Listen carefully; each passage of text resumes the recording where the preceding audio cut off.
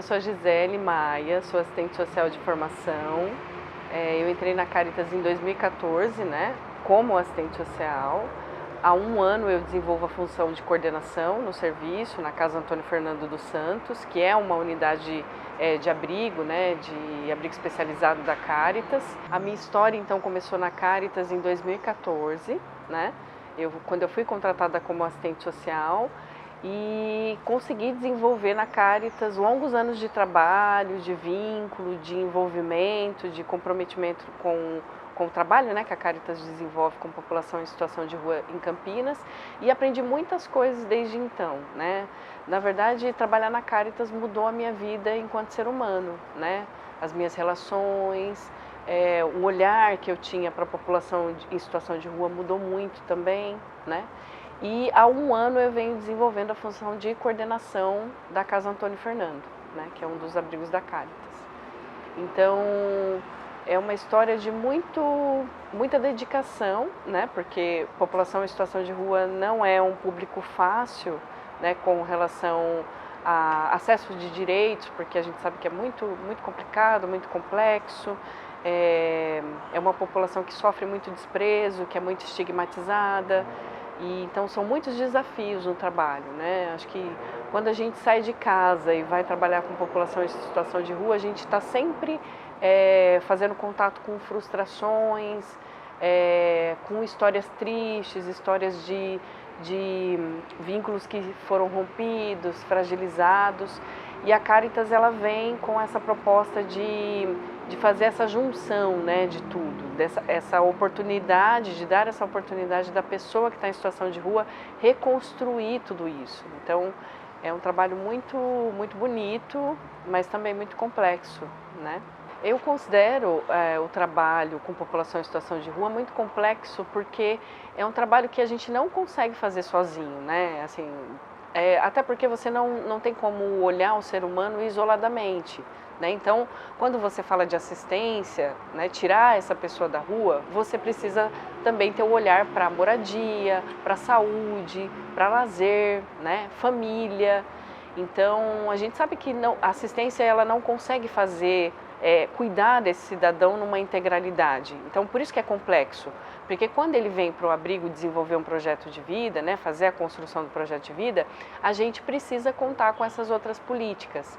E nem sempre a gente consegue o acesso desse usuário nessas outras políticas. Então, daí a complexidade, porque aí o abrigo, né, da Caritas faz esse trabalho de ressocialização, né, mas muitos não conseguem acessar outras políticas. Ele sai do abrigo, mas ele não acessa, por exemplo, moradia, ele vai para uma pensão, né? Ele consegue o trabalho, mas daí ele não tem lazer.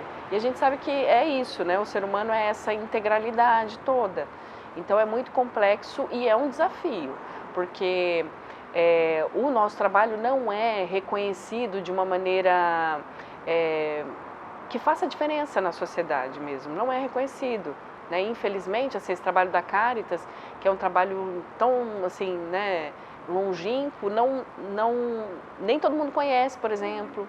A maioria dos cidadãos desconhece que tem esse tipo de serviço, esse abrigo aqui no município de Campinas. Nossa, a gente escuta muito, né? Mas o que vocês fazem lá? Isso existe em Campinas? Eu nunca ouvi falar que tem um abrigo desse em Campinas. Então, esse desconhecimento da população, da sociedade, ele reflete diretamente no nosso trabalho, né? Nesses desafios, nessa falta de acesso, né? Nessa credibilidade. Mas será que ele vai passar no abrigo e vai ficar bem? Ele vai conseguir construir mesmo alguma coisa? Né? Então, a gente está tendo sempre que driblar essas complexidades, esses desafios, para a gente poder fazer essa independência, essa autonomia da rua, né? Essa superação da situação de rua. Por isso que eu considero muito complexo. Eu vejo muito resultado, afinal de contas eu trabalho com população em situação de rua há 15 anos já. Na verdade, eu me lembro que quando eu me formei, antes até, eu fiz estágio em serviço social, eu fiz estágio no SAMIM na época, que é o albergue municipal, né, da cidade. Eu sempre acreditei que, claro, que cada um no seu tempo, do seu jeito, né, acessando as suas dificuldades e as suas potencialidades, que as pessoas têm como se transformar, né? É claro que o meio influencia também nesse movimento de transformação, porque a gente não consegue sozinho, né? É disso que a gente estava falando. Mas a partir do momento que você tem o auxílio, que você tem o acesso às políticas, você consegue dar um outro desfecho, mudar a qualidade de vida, mudar o seu olhar para o mundo, né? Perspectiva. A gente tem moradores que conseguiram acessar trabalho, né, através de cooperativa, e que mudaram a vida, né? Então, eu acredito, é possível essa construção do projeto de vida. Na Casa Antônio Fernandes, a gente faz um trabalho muito humanizado, a Cáritas faz, né, um trabalho muito humanizado, individualizado, inclusive, porque a gente não põe tempo igual para ninguém, do tempo que vai ficar no abrigo. A gente olha as especificidades, olha o momento de vida que a pessoa está, né?